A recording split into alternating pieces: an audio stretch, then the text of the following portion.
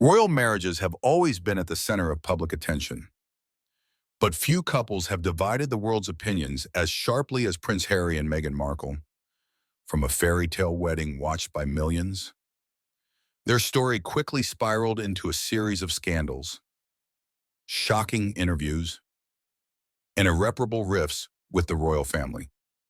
But now, a historic turning point has occurred. King Charles III has made a final decision, executing the late Queen Elizabeth II's command to strip Harry and Meghan of all remaining royal privileges. This is not merely a matter of titles or status. It is a powerful declaration, a definitive end to any attempts by Harry and Meghan to maintain a half-out relationship with the monarchy they once hoped to preserve. So why did Charles choose to act now? Is it solely about honor? Or does it conceal a deeper power strategy? And most importantly, how will this move position Harry and Meghan amidst the storm of international media? If you're curious and want to understand the full picture behind this seismic decision, stay until the end of the video. Don't forget to hit like, subscribe to the channel, and turn on notifications, because we're bringing you scorching analyses and unprecedented revelations about the fiercest power struggle in British royal history. What do you think of Charles's decision? Share your perspective in the comments below. The story doesn't begin today, but in the waning days of Queen Elizabeth II's reign. A woman revered for her resilience, composure, and above all, her silence. But in private, she was far from silent.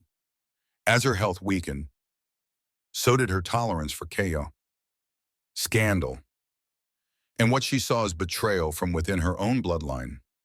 According to palace insiders, she left behind more than memories. She left a final directive, a sealed instruction meant only for Charles.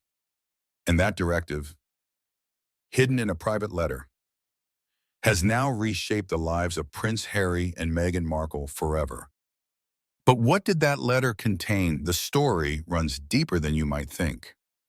For years, Queen Elizabeth watched with growing concern as the Sussexes distanced themselves from royal duties, then unleashed bombshells from across the Atlantic. From Oprah interviews to docuseries exposés, each headline was another wound to the crown. A quiet humiliation for a queen who had devoted her life to stability. Yet, she remained measured until her final months, when whispers of betrayal became an undeniable truth. The institution she spent 70 years preserving was being publicly undermined by her own grandson. And so, she wrote not to punish, but to protect. Charles, now king, bore that burden. The letter was not a suggestion, it was a command. The Queen's final order: sever the last threads. Strip every remaining privilege. Erase the final shadows of royalty that Harry and Meghan still clung to. Titles, funding, ceremonial access gone, and with those privileges, the very identity they marketed to the world would begin to crumble. The timing was no accident. For months after the Queen's death, King Charles hesitated. He played the diplomat, the father, the hopeful unifier. But behind closed doors, a fierce battle raged not just with Harry, but within the palace itself. Advisors were divided. Some urged patience, others whispered of constitutional precedent. But then came the moment, a trigger that changed everything. In late April, at an exclusive event in Windsor meant to symbolize the continuity of the royal legacy, William and Catherine attended with poise. Princess Anne, ever the workhorse, stood tall. But Harry and Meghan were conspicuously absent again. Their absence wasn't just noticed, it was exploited. Tabloids published stories mocking the royal family, reopening old wounds. And within Buckingham Palace, something in Charles finally erupted.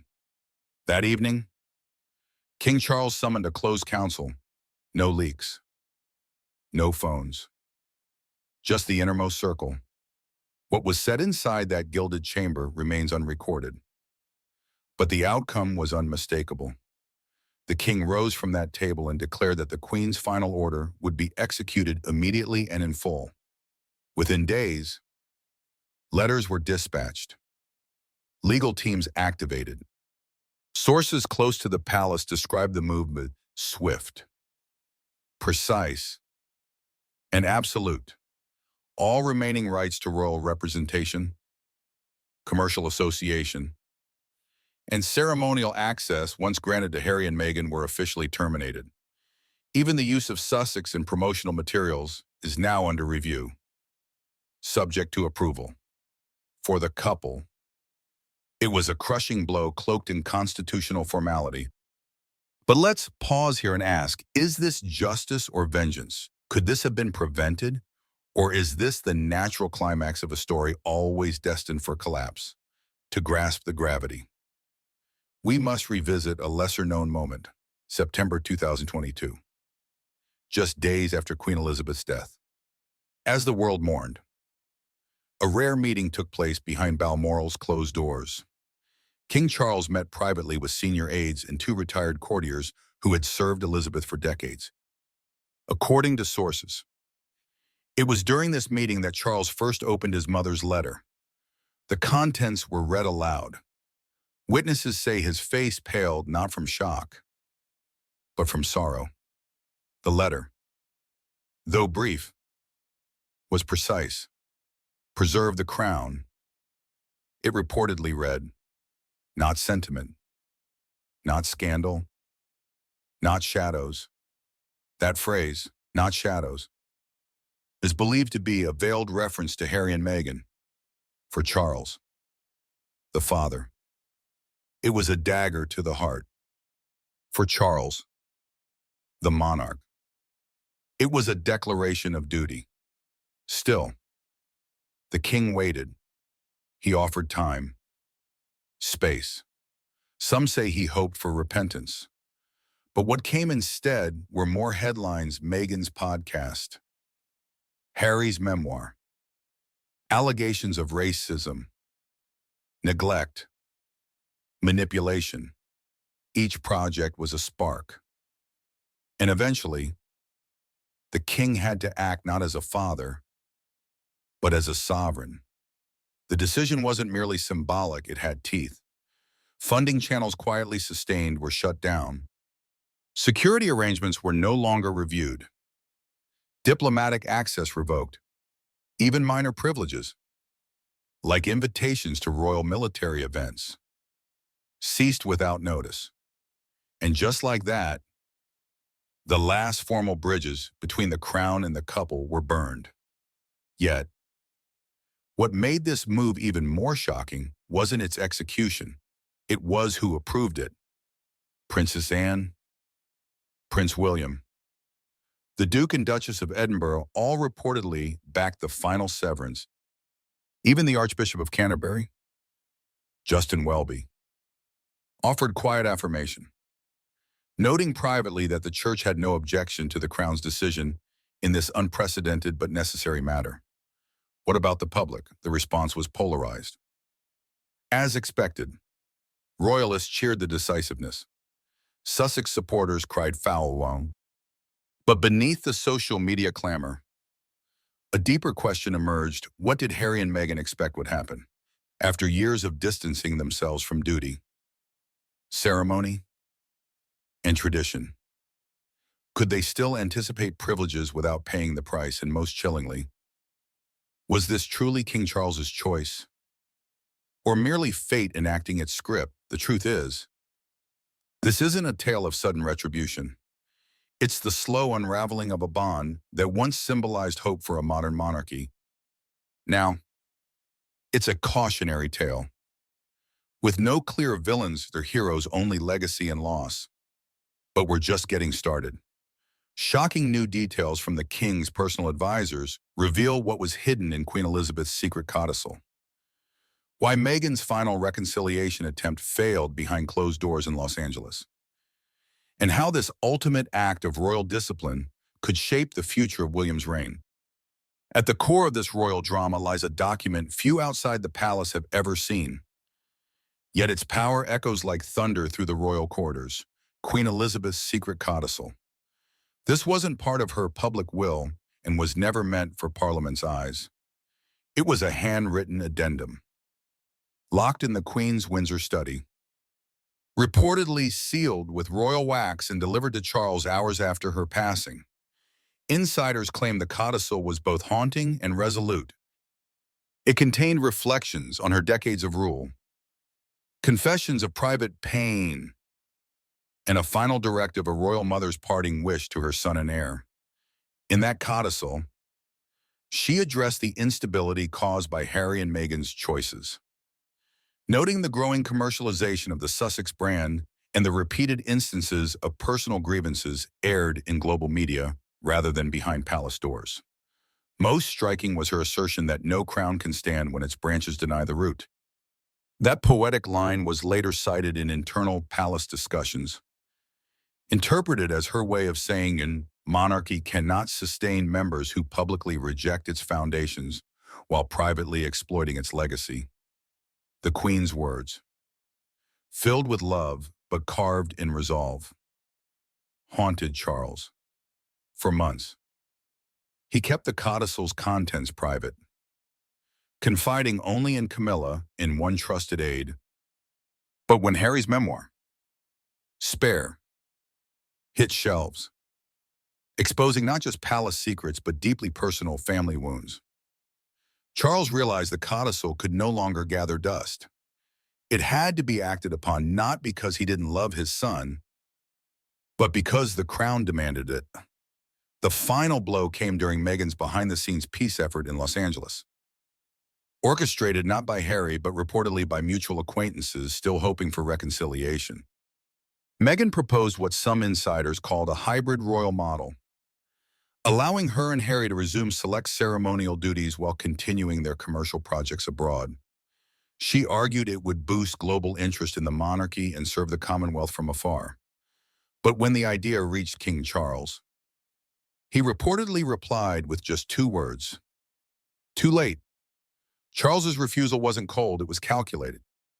By then, palace investigations had quietly compiled a dossier tracking every post-royal endeavor the Sussexes had pursued. From Netflix productions to book deals, podcast partnerships, and public speaking engagements, analysts warned that the couple's brand value largely stemmed from lingering royal ties. Allowing any privileges, however symbolic, would set a dangerous precedent that one could attack the crown and still benefit from its prestige. It wasn't just about optics, it was about safeguarding the throne from future fractures. But what followed surprised even seasoned courtiers.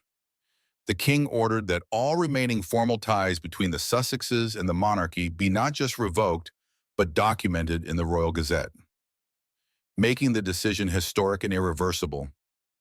This included withdrawing their final patronages, suspending their place on future royal guest lists, and issuing a formal ban on using royal insignia in any commercial ventures, domestic or international. Even subtle visual associations, like the royal crest or palace stationery, were barred from use in Sussex-related branding. The message was loud and clear: the royal gates had closed permanently. Yet, behind this formal reckoning was a father enduring profound loss. Charles did not celebrate his decision. Sources describe him as weary, often pacing alone at Clarence House in the early hours. He reportedly told a confidant, "This was never about punishment. It's about duty. And duty is the loneliest crown to wear." Prince William's response was different, having borne the brunt of the public fallout from Harry's memoir. William reportedly supported the full enforcement of the Queen's codicil without hesitation. Those close to him say William reached his breaking point long before his father, while Charles mourned a broken family. William looked to his own eventual reign, refusing to let it be overshadowed by chaos. Meanwhile, Meghan and Harry were blindsided. Their team issued no public comment, but privately. Their camp called the move vindictive and unjustified. Meghan reportedly felt personally betrayed, especially after her outreach effort was met with silence. For Harry, it marked the end of a chapter he hoped might be rewritten, but he underestimated the power of a queen's final whisper and the iron will of a son sworn to obey. The news spread across global media. The reaction was seismic. British tabloids hailed the king's boldness. U.S. media, particularly those sympathetic to the Sussexes, labeled it a royal purge. Social platforms erupted with divided opinions. Hashtags like #royal revenge and #duty before blood trended for days. But beneath the noise, a deeper sentiment took root. A realization that this was no longer just a family feud, it was a constitutional turning point.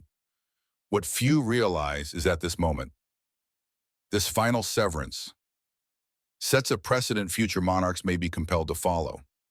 What happens when personal identity, modern media, and institutional legacy collide? King Charles has drawn the line not out of malice, but necessity. Yet, there's more. An anonymous palace source revealed that the Queen's codicil included not just instructions for Charles, but warnings about potential alliances and international influences that could undermine royal integrity. Some believe this alluded to Meghan's growing media and political connections in the UBW, a realm beyond royal control. Could the Queen have foreseen a media empire rising from the ashes of abdicated royalty? Did she fear the crown being entangled in global power struggles through unofficial actors? And here's where the story grows even more mysterious. In the codicil's final line, Queen Elizabeth reportedly wrote, "If the branch forgets the tree, then let it fall and take root elsewhere. But never call it Windsor again." A poetic yet final sentence. A grandmother's sorrow wrapped in centuries of tradition. With those words, she declared what no court decree could: legacy is not inherited, it is earned. As the dust settles, King Charles has taken her final order and made it royal law. But what will become of Harry and Meghan now?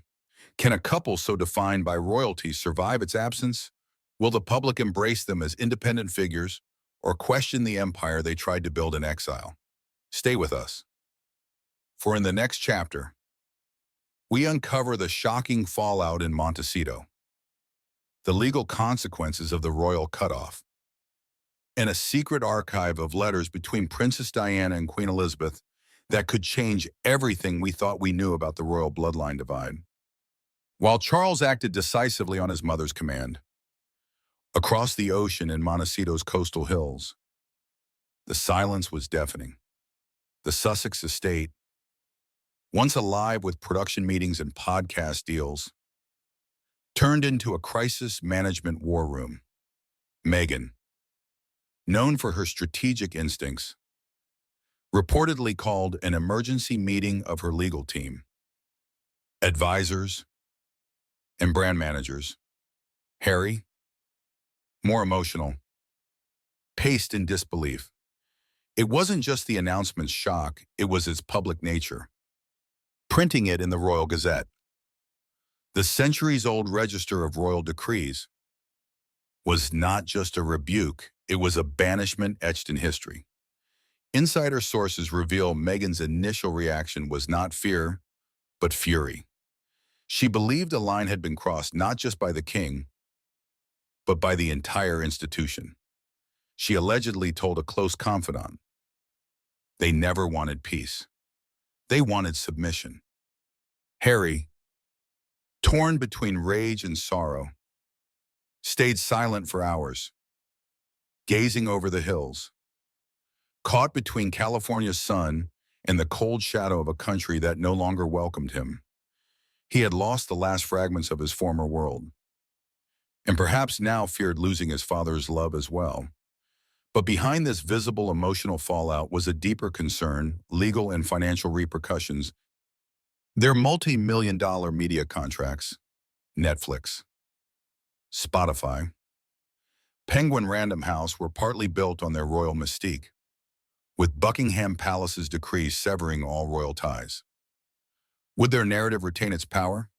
Lawyers and brand analysts began scrutinizing clauses tied to royal designation, heritage, or exclusive access.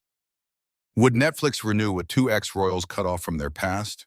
Would publishers invest heavily in memoirs no longer tied to the monarchy's inner workings? An executive reportedly said, their value wasn't just their story, it was their proximity. Now they're just former royalty, and that changes everything. This seismic shift wasn't just felt in corporate boardrooms, it resonated in the hearts of a divided public. Harry and Meghan's supporters protested online, accusing the monarchy of cruelty, racism, and outdated vengeance. Others praised Charles for what they believed was long overdue, a final boundary between duty and defiance. More moderate voices expressed something more painful grief for a royal house, once symbolizing resilience through unity, now fractured by bitterness, silence, and mistrust. Yet, amid the noise, a single revelation struck like lightning. Stunning even seasoned royal watchers, a long-lost trove of private letters was unearthed in the Royal Archives correspondence between Princess Diana Pennington and Queen Elizabeth. These handwritten letters, penned in the months before Diana's tragic death, reveal a startling layer of the story. They depict not rivalry but quiet collaboration between two powerful women. Diana, aware of the pressures on her sons, wrote candidly about her fears for Harry, his emotional fragility, his yearning for normalcy, and his resentment of rigid royal protocol. But one letter, dated July 1997, held a prophetic warning: Harry will not follow William. Diana wrote, "He has your courage but not your tolerance for silence. One day he will walk away. I beg you. If he does, let love lead, not judgment." Elizabeth replied weeks later, "I pray he never forces us to choose between family and crown. But if that day comes, I will choose the crown, and I will weep as I do." Historians say this letter may have weighed heavily on Elizabeth in her final years, explaining the torn language of her cautisle, firm yet sorrowful, protective yet grieving. For decades, she knew the storm was coming. She hoped she wouldn't live to see it strike, but it did. And now, with Charles as the reluctant enforcer of her last words, the royal legacy hangs in delicate balance. This wasn't just about Harry and Meghan, it was about William. For years, Prince William has stood as the future king, trained by silence and burdened by fate. Sources suggest he was less forgiving than his father, targeted in Harry's memoir with accusations of physical altercations, emotional coldness, and ignoring Meghan's struggles. William's image was bruised not just as a brother, but as a future sovereign. Behind palace walls, insiders claim William privately lobbied for the codicil's full execution, believing leniency would invite further humiliation. With the Sussexes now formally out, William's path to the throne is clearer than ever. He has the firm support, the public's affection, and a narrative of stability against scandal. But this clarity comes at a cost. The monarchy has never been more fragile. Its mystique exposed under modern scrutiny, with Charles weakened by age and William hardened by betrayal. The question is not whether they've preserved the institution, but whether they've sacrificed too much humanity to do so. For despite official decrees, Harry and Meghan remain family.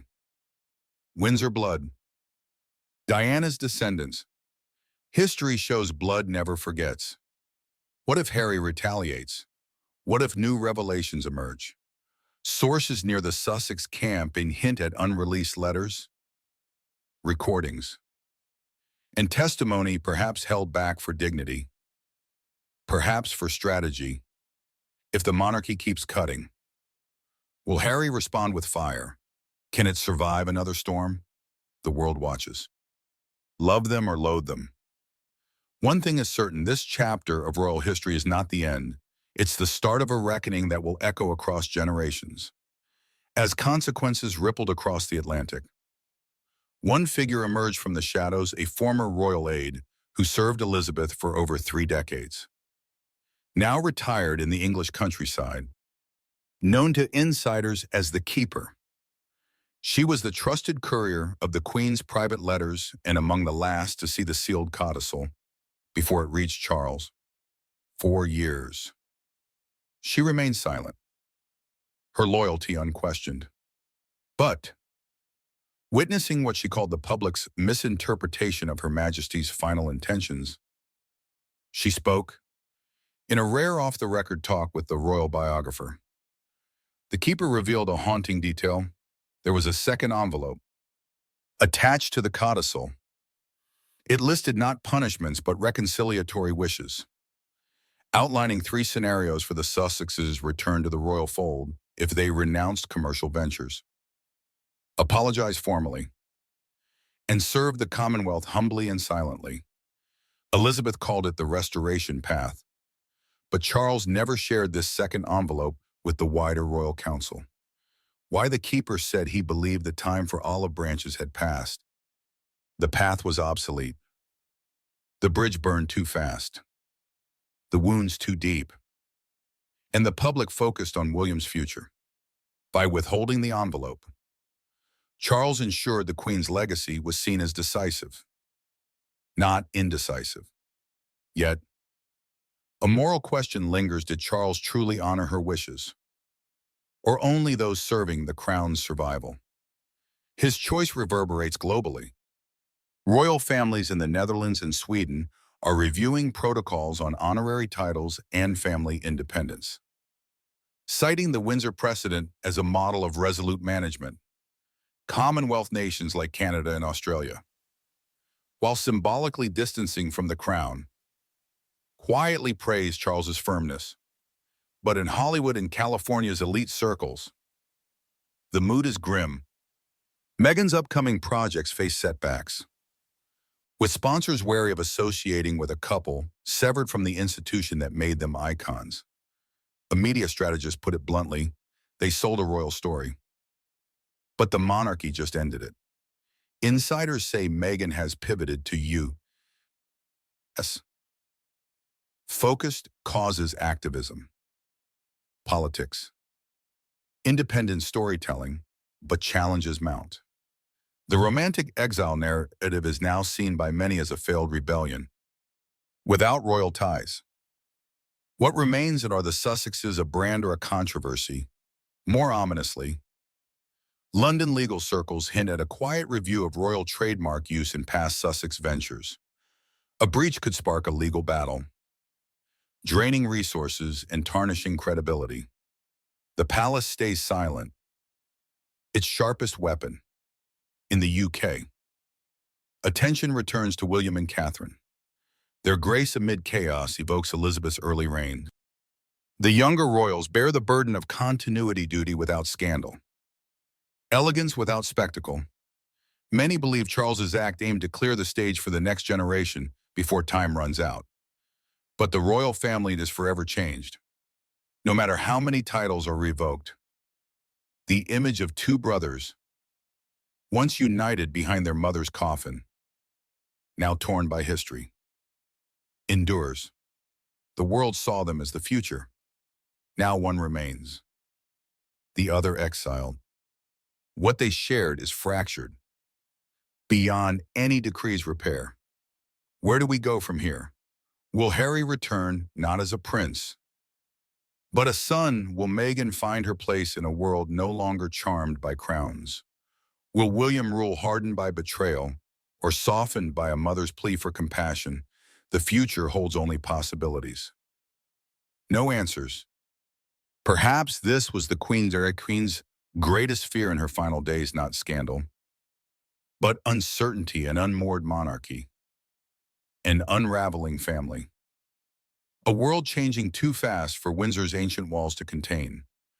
But here's what we know: Charles has drawn the line, fulfilling his mother's last order. The privileges are gone, the gates closed, leaving legacy not shaped by birth into royalty, but by those who rose to protect it. In the codicil's most haunting line, written in Elizabeth's unmistakable hand, let them go if they must. But let the world remember they left the light to chase the noise. And in the end, silence endures longer than thunder. And so after all the noise, criticism, and rift, King Charles III has made an uncompromising decision to formally strip Harry and Meghan of all remaining royal privileges. This is not just a symbolic move. It's a stern message that the British monarchy has closed its final door on the couple once dubbed the rebel Duke and Duchess. This decision ends the fragile ties Harry and Meghan tried to maintain after stepping back from royal duties in 2020. Henceforth, they stand outside the circle of power, with no titles, no responsibilities, and no privileges. But the biggest question remains: what will they do next? Will Harry and Meghan continue building an independent life? Or will they respond forcefully to this decisive move? More crucially, what legacy will Charles's decision leave for the British monarchy, a symbol of tradition, struggling to balance renewal with preserving age-old values? Do you believe this was the right choice, or do you think the monarchy went too far? Share your thoughts in the comments below. Don't forget to like, subscribe, and turn on notifications to catch our next analyses of this scorching royal crisis.